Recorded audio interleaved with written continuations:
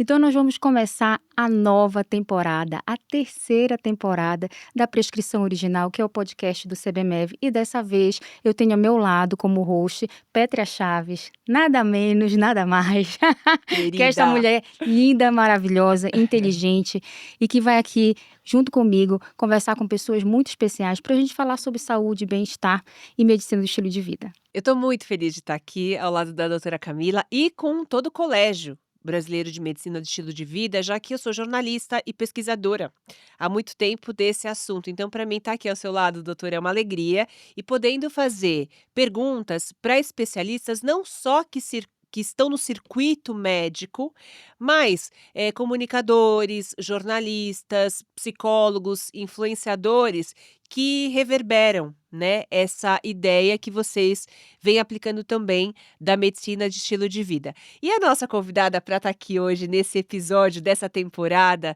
da Conversa da Prescrição Original, ela é uma jornalista e gosto muito da abordagem que ela dá nas pesquisas que ela faz. Inclusive, ela tem um livro que fala sobre o que eu vou contar para vocês. Ela é jornalista, facilitadora especializada em bem-estar sustentável e consumo responsável. Também é consultora de comunicação intencional e designer para sustentabilidade e regeneração.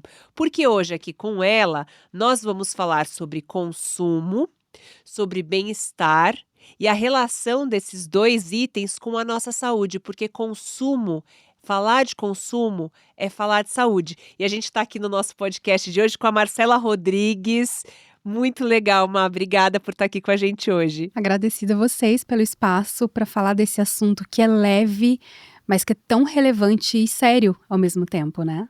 E aí, como é que a gente pode conversar com as pessoas hoje sobre falar sobre o bem-estar sustentável?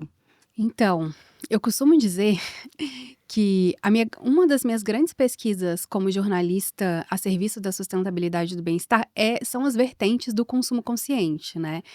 E o que eu falo sempre é que no consumo consciente, a consciência vem antes do consumo. Então, eu expando a minha consciência, eu ressignifico a minha relação com as coisas, com os temas, com o cuidado, e então eu consumo de forma mais consciente. E isso reverbera nesse assunto do bem-estar de uma forma muito profunda, porque bem-estar é algo essencial, mas que ele vem sendo apresentado pra gente como sinônimo de coisas. Ou seja, ele vem sendo mercantilizado, coisificado. Então, cria essa ideia de que bem-estar ou é algo muito elitista, ou é algo muito fútil, ou é algo que é distante das pessoas, impossível, ou às vezes menos importante do que saúde. Sendo que bem-estar é saúde, bem-estar é beleza, que é um dos temas da minha pesquisa também como jornalista, beleza consciente e limpa. Então, eu costumo dizer que o bem-estar sustentável, ele parte de uma visão muito responsável, consciente, de como a gente se cuida, né, trazendo todas essas discussões sobre relação com o corpo, padrão estético, como que a indústria vende produtos, mas também ela não se limita a isso. A gente precisa colocar a nossa saúde com a saúde planetária com a mesma importância, na mesma proporção. Então, eu cuido de mim, eu cuido do planeta, eu cuido de mim, e sempre, por mais que seja um assunto, às vezes muito sério, às vezes até pesado, porque a gente tá falando num momento de crise climática, né, de eco-ansiedade, mas ele tem que ter uma leveza ali,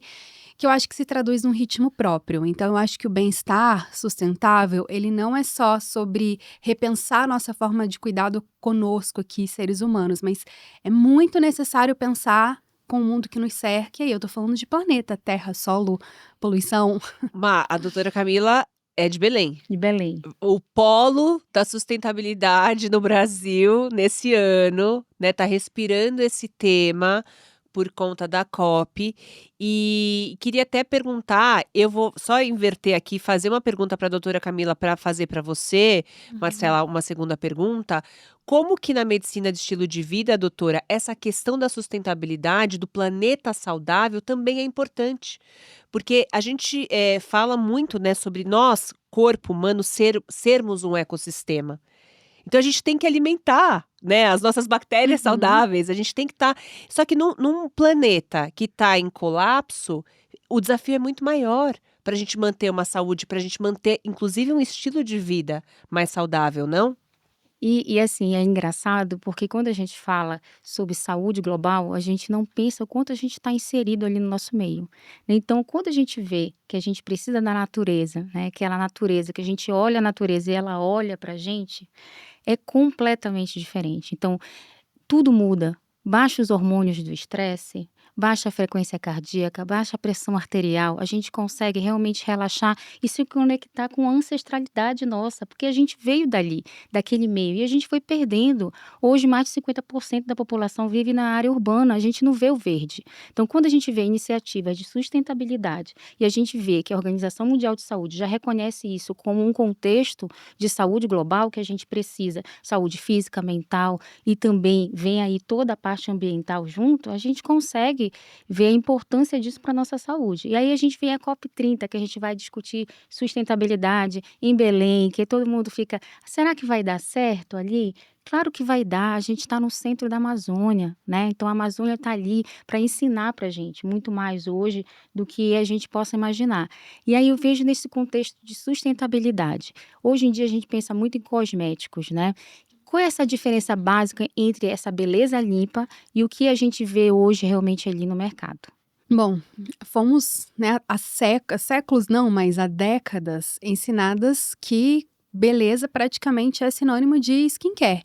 E skincare é sinônimo de produto. Esse é o modus operandi da Cosmético indústria convencional, né, Marcela? cosmético convencional. Então, o primeiro ponto que eu costumo dizer, e que não foi o meu primeiro despertar, mas aconteceu conforme eu fui amadurecendo nessa minha relação com beleza, disseminando esse assunto, é que beleza não é sinônimo de produto e skincare não é sinônimo de cosmético. Eu participei de uma mesa esses dias que sintetiza muito, eu acho que a minha missão no momento, que é lembrar que skincare é estilo de vida. Estilo de vida é o novo skincare. E isso a ciência comprova, né? A gente pode citar, além de contato com a natureza, sono, alimentação, pranayamas, respiração, práticas ancestrais, Ayurveda, para criar ali uma lista de práticas que são skincare, não substituindo um cosmético, mas tendo mais protagonismo e o cosmético sendo um aliado. Mas tudo parte do consumo, né? Porque somos seres que existimos, logo consumimos e tá tudo bem consumir. Todo mundo ama uma roupa, um creminho. Eu adoro me cuidar com produtos, sim. Então eu percebo que o consumo, ele é a porta de entrada para esses assuntos que têm camadas mais profundas. E como que isso se traduz na beleza limpa? Cosmética convencional, que tem, né, agora várias pesquisas comprovam muitos ingredientes que são considerados suspeitos, tanto para a saúde humana quanto para o meio ambiente, e soma-se a isso essa forma muito agressiva que essa indústria convencional nos faz desejar todos esses produtos, que é você tem que usar isso, agora você precisa desse padrão. Então, não é só consumir produtos cosméticos que é o problema. É o que tem dentro deles e o excesso de produtos. Então, quando o movimento da beleza limpa, né, que 12 anos atrás, quando eu comecei a pesquisar de forma independente, começa a surgir, ele vem muito de carona em movimentos como o slow living, o consumo consciência, o menos lixo. Então, ele parte muito de uma ideia de enxergar a beleza de forma mais desacelerada e minimalista, menos produtos. Aí a gente chega em outro pilar, que são esses ingredientes, né? Fórmulas mais limpas, que tem uma grande proporção de naturalidade, ou seja, prioriza insumos naturais, mas também pensa em embalagens de menor impacto, pensa em instigar uma rotina mais minimalista e de forma que a gente se relacione mais gentil com esse tema. Então, não é sobre, não vou fazer procedimento, não vou me cuidar mais, mas eu vou me cuidar de acordo com o meu contexto, mas tendo responsabilidade. O meu privilégio de consumo está apoiando que tipo de marca? O Muito que está legal. escorrendo Muito bom. pelo meu ralo de invisível, ali no meu banho premium, estou relaxando com a minha musiquinha, mas o que vai Pro poluir as ralo, águas, né? exato. Quando eu passo protetor solar cuidando da minha saúde, qual o impacto nos corais? Em Precisa ter essa sim, conexão. Você falou uma coisa que me chamou muito, que é, existe uma consciência prévia quando a gente faz as escolhas, né. E sim. eu lembro de ter escrito um texto já há uns bons 10 anos que eu falava assim: o voto, quando a gente vota, né, politicamente, a gente está todos os dias a gente está exercendo esse exercício do voto com as escolhas que a gente faz de consumo. A gente Uhum. também está dando um voto de confiança para marcas, e eu quero marcas que se, alinhem com as minhas filosofias éticas, e a questão do meio ambiente, também do que vai trazer para o meu corpo. E é interessante notar, né, Marcela, que ao longo desses últimos anos, se isso era uma utopia para a gente 10, 15 anos atrás, hoje o movimento está crescendo. A gente participa das feiras e vê essa coisa. Uhum. Assim, se antes você tinha ali 2, 3, 4 marcas, hoje isso está se expandindo. Você acha que é um movimento que veio para ficar? É um movimento sustentável? A gente vai Uhum. conseguir fazer melhores escolhas, não só como consumidor, mas também as marcas, na hora de empreender, também escolherem melhor como vão querer se apresentar no mercado? Sim, eu acho que é um movimento que veio para ficar, porque são temas que, quando a gente desperta a consciência, é um caminho sem volta.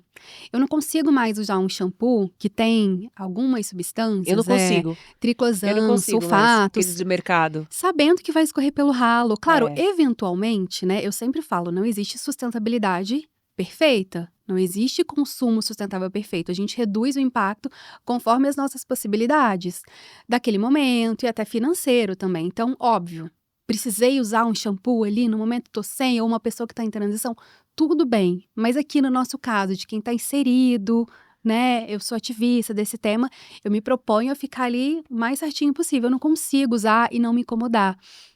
Então, eu acho que o que vai tornar todo esse movimento e esse mercado sustentável é uma via de mão dupla. Eu, como consumidora, exercer esse meu privilégio de consumo com consciência. Então, existem milhares de marcas naturais chamadas verdes hoje. Então, dá para eu escolher não só pelo rótulo, mas por essa conexão com o propósito. Então, tem várias marcas de cosméticos naturais muito boas de alta performance nacionais. O que vai me fazer escolher, optar por uma ou por outra? A vibe que aquela fundadora passa, o propósito, qual o estilo de vida que ela propõe. O consumo hoje vai do consciente e também do Sim, inconsciente, do que a gente tem como valor, como crença, né, o que a gente quer É. no nosso dia a sim. dia. E aí aí eu também preciso escolher marcas que tentem ser o mais responsáveis possível. É muito complexo empreender no Brasil, né, Hum. na área de beleza também. É. Então, o que a marca propõe, como que essa marca se engaja. Então, acho que as marcas, elas precisam ser muito fiéis aos propósitos dela, porque a gente vive um mundo que agora, parece que é um modismo, né, embora a gente saiba que não. Então, especialistas, o próprio mercado convencional quer que as marcas pequenas, naturais, se adaptem ao mercado convencional, como se fosse o que faltasse para elas crescerem e ficarem mais sustentáveis, no sentido até financeiro delas, né, porque é um desafio. Eu acredito que é o contrário. Quem tem que se adaptar ao que essas marcas de cosméticos naturais sustentáveis propõem é a indústria convencional, para que aí se chegue num equilíbrio e consiga escalar para todo mundo, porque de fato, dependendo da cidade que você não vai conseguir na farmácia encontrar um creme dental mais natural, nem um shampoo, um protetor solar. Então, eu acho que é uma responsabilidade muito mútua de mercado, médicos, É. consumidores, Isso que eu ia te Médicos também. isso que eu ia te médicos. perguntar sobre acessibilidade, né, porque a informação ela tá chegando nas pessoas, a gente vê que a nova geração ela quer esse consumo mais consciente, ela exige isso, ela quer saber como foi produzido, de onde veio, qual foi a matéria-prima, mas Sim. a acessibilidade, hoje ainda é elitizado o consumo consciente e sustentável, ou tu achas que a gente já conseguiu passar por essa fase? Eu acho que é bem complexo afirmar que é ou não elitizado, porque de fato eu acho que é um privilégio. Primeiro que a informação por si só já é um privilégio, né? De saber que isso tudo existe. E depois tem o privilégio financeiro mesmo, porque de fato, se você compara cosméticos naturais com cosméticos muito populares, vai ter uma diferença grande de Preço. preço. Mas se você compara com os cosméticos premium do mundo convencional, aqueles que todo mundo ama, que quando viaja quer comprar, o preço é o mesmo. O orgânico natural não é mais caro, então é muito mais uma questão de conexão. Mas eu acho que existe essa questão de ser um pouco elitista e de privilégio por conta da informação e por conta até de questões, assim, sociais. A pessoa tá lá, né, vamos pensar na massa, tentando sobreviver, tentando se alimentar melhor, ainda tem que pensar no cosmético. Mas isso acho que não invalida o movimento. Então, quem tem o Com privilégio certeza. precisa fazer. É. E tem também uma coisa que eu queria só interromper e até colocar vocês 2 para informação médica. Quando você fala, né, de produto, quando a gente fala de criar informação e tudo mais, responsabilidade dos médicos também, uma coisa que me chama muito é que isso já está começando na infância. E a questão de crianças estarem buscando skincare levantou o outro tema que é importantíssimo, dos disruptivos endócrinos que tem Sim, ali, desses produtos disruptores, é. disruptores endócrinos, é isso? Falei certo Isso agora. Ou seja, se causa algum dano para a criança, pode ser que cause também para adultos, né, eu queria entender isso do ponto de vista químico e de saúde. E, de novo, tá começando muito cedo a questão do consumo, de já querer o tal do skincare, de já querer o bem-estar como fora de mim e não como uma construção de saúde interna, né.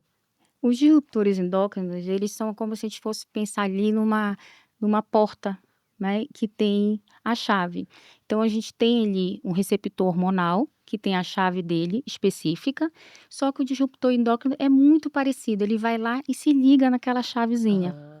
Então ele faz uma ação pseudo-hormonal, que leva a alterações no nosso organismo. Então a gente tem exemplos por exemplo, de substâncias que simulam o estrogênio, que acabam levando predominância estrogênica, que é uma alteração muito comum na mulher, que leva ao ganho Perfeito. de peso, leva a celulite, leva a alterações hormonais. Então isso, levando para a infância, a gente ainda não sabe quanto isso vai levar daqui a Uhum. 10 anos, 15 anos. Então o consumo consciente, ele é interessante porque isso é de pai para filho, né. É. Se você tem hoje o consumo consciente, você vai passar isso para o seu filho vai ter acesso, né, a realmente porque cosmético não digo, né, porque hoje em dia existe essa precocidade aí em termos de beautificar as coisas, né. Então, e deixar isso para o lado ali, para a criança viver a infância dela, contato com a natureza, porque é Que isso que vai seria o fazer o importante, mais né. importante que é a conexão e a gente sim. está perdendo. A gente está colocando muitas crianças em situações de riscos desnecessárias. É uma adultização, porque muito se fala da adultização em Nas perspectivas mais redes. sérias, né, É. abuso e tudo, mas esse estímulo ao skincare, maquiagem, rejuvenescimento em crianças é uma forma de adultização. Eu lembro que eu adorava O peso batom, também, né. É. peso e esmalte quando eu era criança, mas eu não era ligada, tipo, ali no skincare e tudo. E eu Não. falo: "Gente, a minha mãe me deixava passar esmalte, batom", e a gente não tinha essa informação. E hoje, mesmo com a informação, as crianças estão cada vez mais pedindo o skincare. E eu mediei um talk com uma dermatologista no evento esse ano, e ela estava contando que ela percebe que as mães chegam meio que validando ali aquela procura da criança. Algumas chegam, tipo: "Ai, não sei o que fazer, ela quer, não sei como me comportar", mas algumas mães acabam, às vezes, estimulando. Então tem esse papel também de não normalizar isso. Porque tudo bem, né, dar um hidratantezinho, uma coisinha ou outra, mas não com esse estímulo do rejuvenescimento. E aí, sobre isso do disruptor endócrino, a gente tem que pensar assim, as pesquisas, né, que que falam quando uma substância é suspeita ou não, elas fazem um estudo muito isolado de cada ingrediente.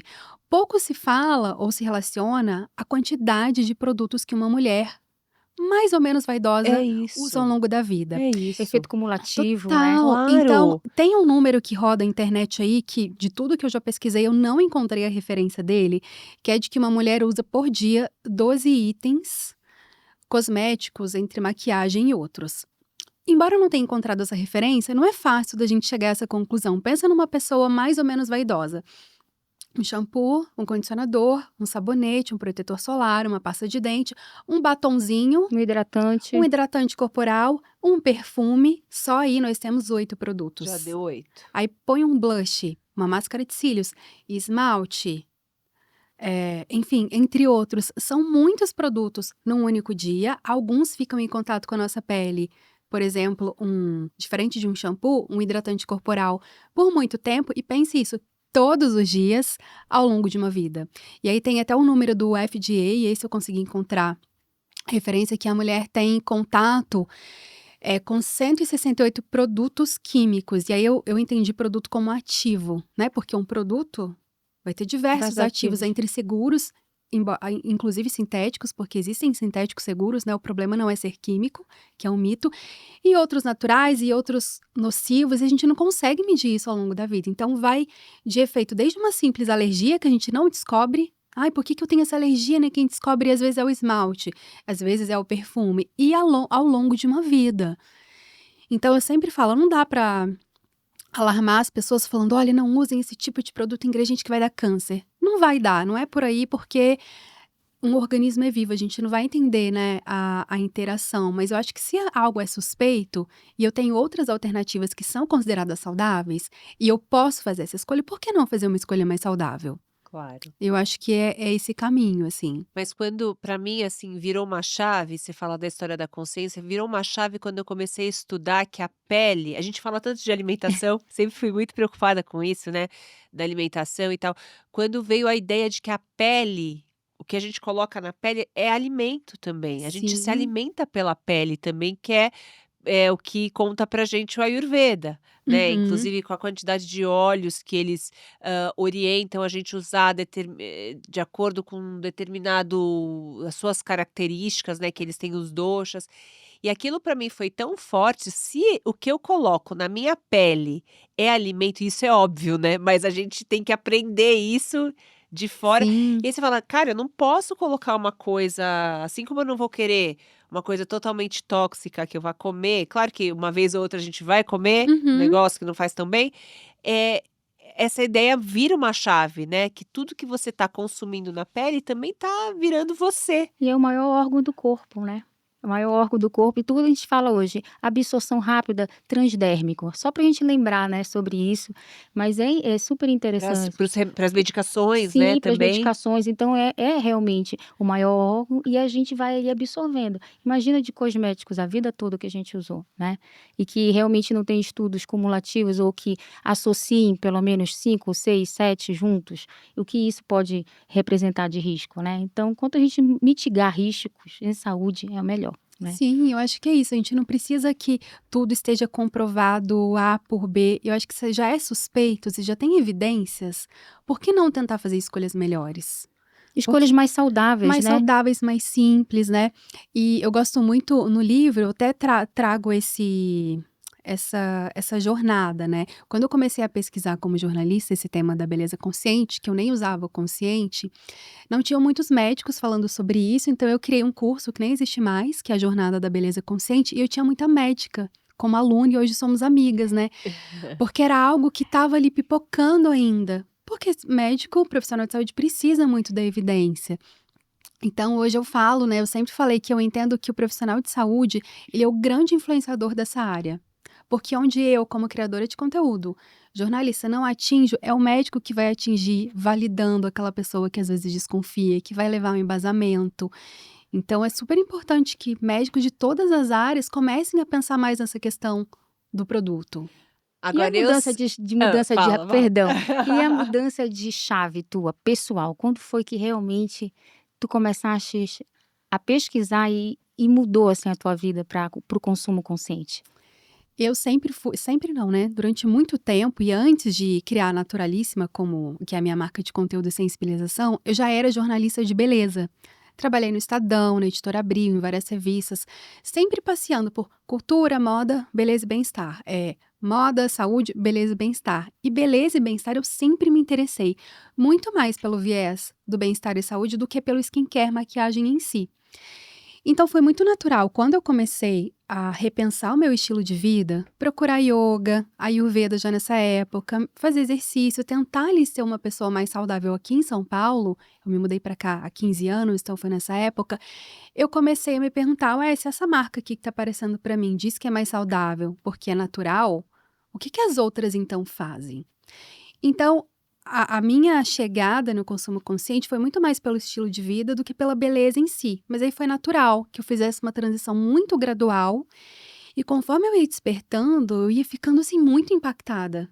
É muito E lindo como assim. jornalista eu sugeri um skincare ou um produto que eu não via sentido, e nessa época esses assuntos eram considerados muito naturebas, e foi aí que eu criei a Naturalíssima, lá em 2014. E hoje na tua rede social tu faz isso com Faço. tanta E acabou É. se tornando eu fui estudar, né, sustentabilidade, fui estudar ioga, ayurveda, me formei terapeuta, estudei sustentabilidade e regeneração, tecnicamente falando mesmo, para que eu amadurecesse essa ideia. Então eu fiquei muito ativista durante muito tempo disso que hoje se chamam de beleza limpa ou clean beauty, ou eu gosto de falar beleza consciente, como eu chamei o livro, porque eu acho que engloba essa questão da sustentabilidade do ingrediente, mas também o estilo de vida e os hábitos que foi o meu despertar nessa jornada, porque eu sentia falta.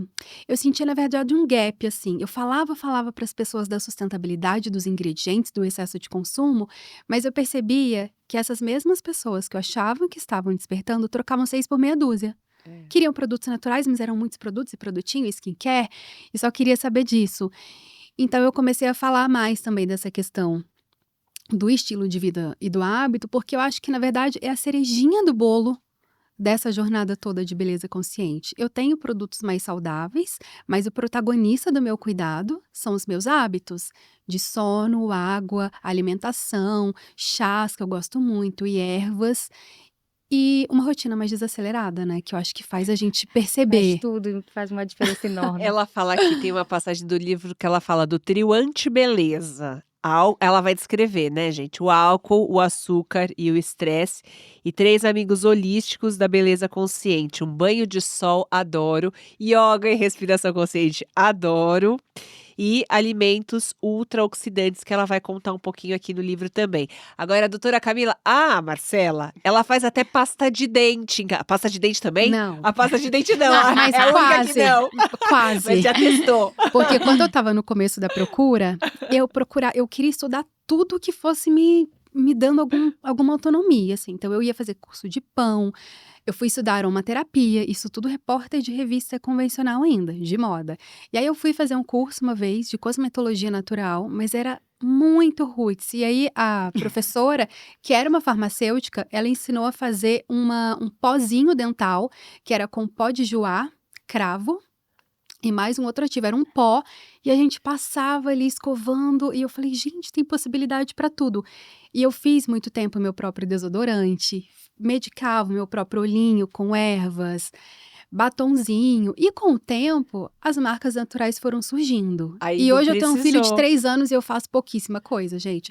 Não Mas dá no- tempo.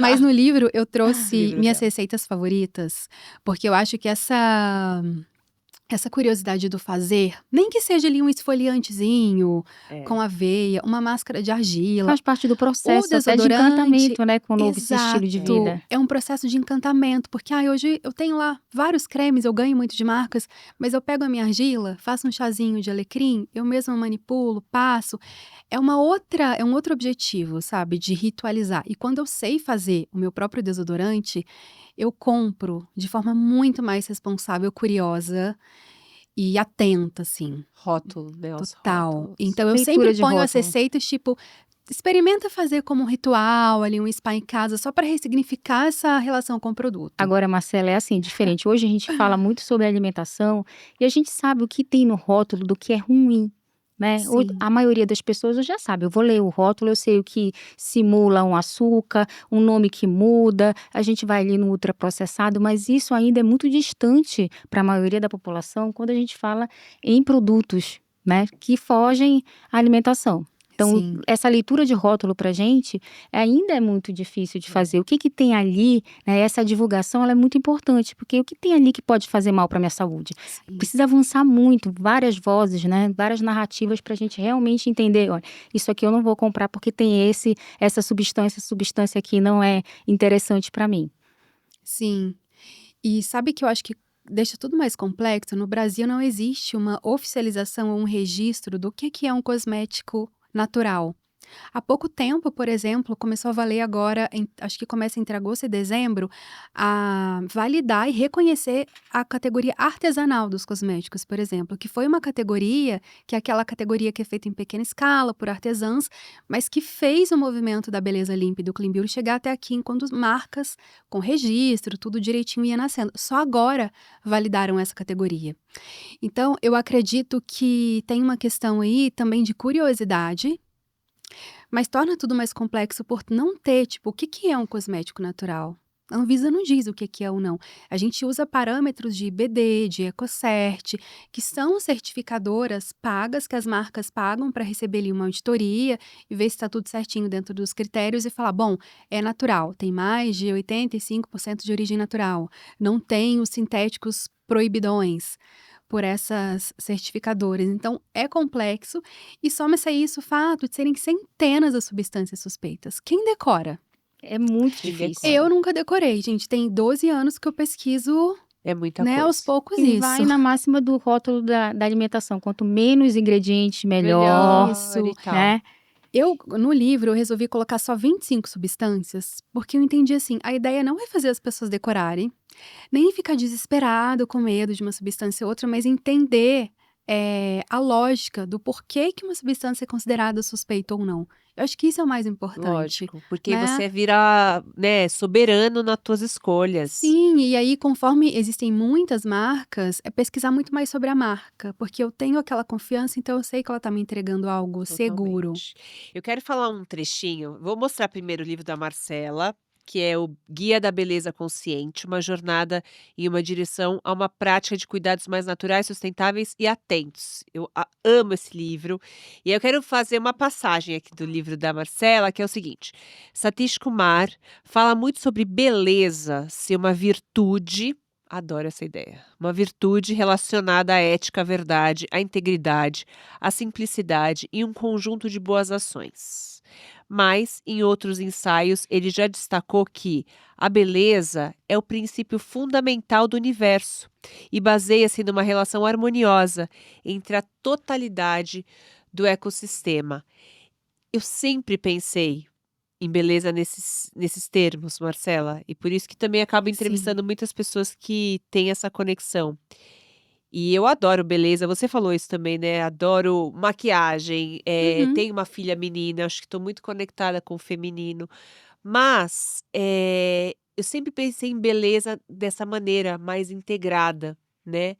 E aí eu queria saber, assim, de você, tirando a parte intelectual, que a gente sabe que precisa fazer certo. A gente Uhum. sabe que tem uma série de emergências climáticas e produtos que têm substâncias poluentes não são legais para a gente consumir. A gente já sabe de muita coisa. Mas eu queria saber de você de um outro lado, até falando um pouco de estilo de vida, como é que é criar esse lugar gostoso, de uma rotina que às vezes envolve até espiritualidade? Para mim, a beleza, a questão não está desconectada da minha espiritualidade também. Ela é conectada.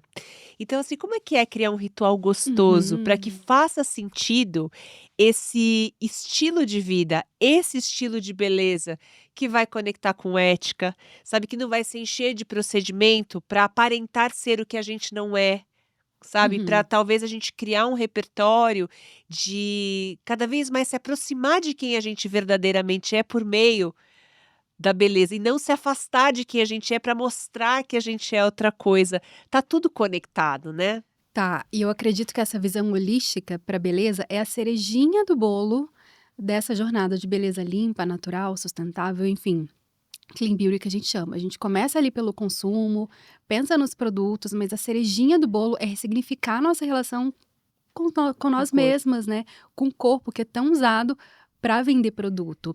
E eu gosto de falar isso e parece que muito clichê, mas vale lembrar que beleza existe muito antes da indústria da cosmética, muito antes da medicina, muito antes da estética.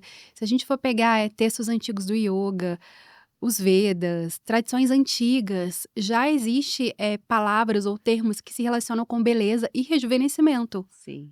mas não como a forma que é Apregoada vendida hoje. hoje. Então, a beleza que a gente encontra nas tradições antigas, nos textos antigos clássicos, até de espiritualidade, é essa beleza clichê, que não é clichê, na verdade, é essencial, que vem de dentro, e não só na relação de ser uma pessoa ética, legal, equilibrada, mas também inclui corpo.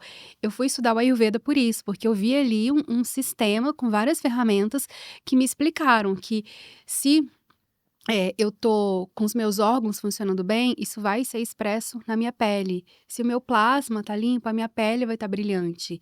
O meu cabelo vai deixar de cair, ou seja, tá muito, alinhado a essa questão do estilo de vida E se como acontece alguma beleza. coisa também, né, eu tive uma queda de Também. cabelo faz pouco tempo e você fala: "Não, espera aí, eu preciso não vou só tentar Sim. O corpo remediar, dá sinais, eu né, vou Petra? tentar ver o que O tá nosso corpo é uma acontecendo". bússola, né. Ele vai dando sinais, ele vai mostrando: "Olha, aqui não tá funcionando É direito, olha incrível. pra cá". Sim. E a gente tem que estar Honra, atento para honra olhar esse os nossos, corpo. né, o que acontece com a gente precisa se conhecer para Uhum. olhar e ficar ali: "Olha, tem alguma coisa diferente aqui comigo. Sim, e quando Isso é eu abro consciência, né, que espaço nem e quando eu Consciência. tenho essa consciência, eu abro espaço, além de chegar nas sensações dos rituais que eu vou falar, eu já tenho espaço para olhar algo diferente no meu corpo e primeiro pensar: "O que que isso quer dizer? Será que foi um estresse dessa semana? Será que foi uma alimentação que eu mudei na rotina?" Porque a vida maluca que a gente vive é normal, né, ele se alimenta mais ou menos às vezes, tem um estresse aqui, outro ali. Antes de já olhar alguma mancha, uma queda de cabelo e correr, preciso de um produto, um milagre aqui. Então tá tudo bem ter todo esse aparato moderno para resolver nossas questões físicas, mas eu acho que primeiro a gente pode ter paciência para olhar e perceber por que que eu estou assim. É uma coisa que realmente é um produto que vai resolver ou será que foi um ajuste de hábito que eu deixei de fazer? E aí quando eu ritualizo, que esse foi, acho que foi a grande epifania também, pesquisando esse assunto, eu sempre gostei de pesquisar rituais, né?